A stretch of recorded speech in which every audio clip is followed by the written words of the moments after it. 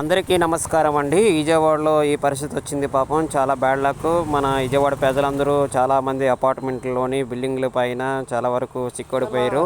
రోన్ ద్వారాగా భోజనం, వాటర్ బాటిళ్ళు, అనేక ఫుడ్, మెడిసిన్స్ రోన్ ద్వారాగా అందించిన రోజులు వచ్చాయి మన ఆంధ్రాకి.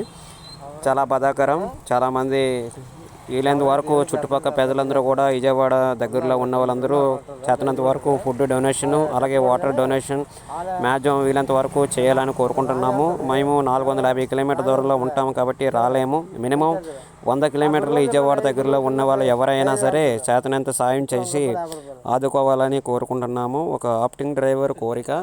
ప్రతి ఒక్కరికి కూడా చెప్పవలసింది ఏంటంటే ఈ రోజుల్లో ఆదుకోవడం వల్ల ఎంతో ఆనందాన్ని ఇస్తుంది. పాపం ఎంతోమంది ప్రజలు చాలా ఇబ్బందులు పడుతున్నారు. సీనియర్ సిటిజన్స్ అలాగే చిన్న పిల్లలు పాలు కోసం ఎంతో కిటకిటలు కొట్టుకుంటున్నారు ఫ్రెండ్స్.